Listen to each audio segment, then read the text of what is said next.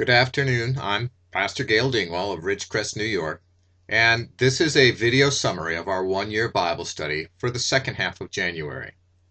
Now, on January 16th, we started out with the man Joseph, easily the most honest and forthright of the 12 sons of Jacob.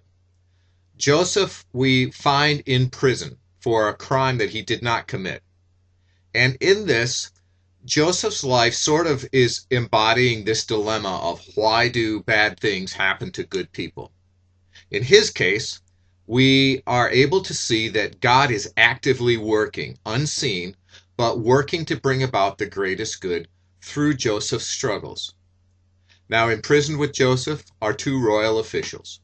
Joseph cares for these men and asks only that they not forget his kindness.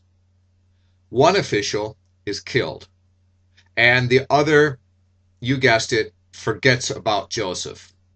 Forgets about him until Pharaoh, the king, is plagued by troubling dreams and needs an interpreter for these dreams.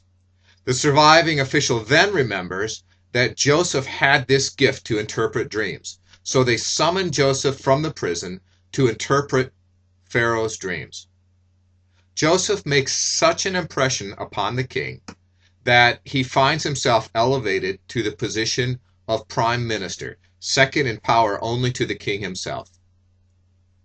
It is in this role as prime minister that Joseph once again encounters his brothers as they come to Egypt searching for food. Now, a famine is ravaging the land, and Egypt is their only hope for survival. Joseph recognizes his brothers, but they don't recognize him.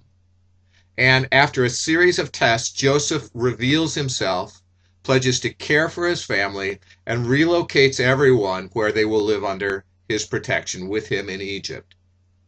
In one final confrontation, Joseph wisely reveals, he says, "Do not fear, for am I in the place of God?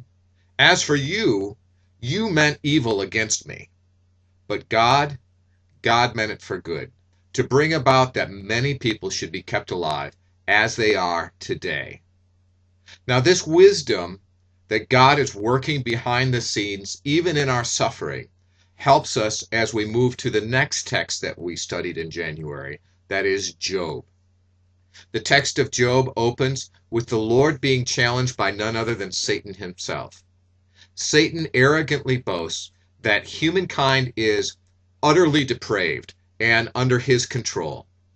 Now the Lord corrects Satan and offers the man Job as living proof of his error. To demonstrate Job's righteousness, the Lord even allows the enemy to remove from Job his wealth, his health, and even his family. Job is unaware why any of this is happening, why such calamity has befallen him, and he surmises that the truth lies in God's hands, and so is resigned to his fate. Well, as Job languishes in his misery, three friends, Eliphaz, Bildad, and Zophar, accompanied by a young man by the name of Elihu, they each in turn confront Job as they see that obviously Job has been cursed by God for some sin to which only Job is privy. Job defends himself. He proclaims his innocence in this matter. And so they go back and forth, each man in turn attacking Job, and Job doing his best to defend himself while trying to understand why he's in this condition at all.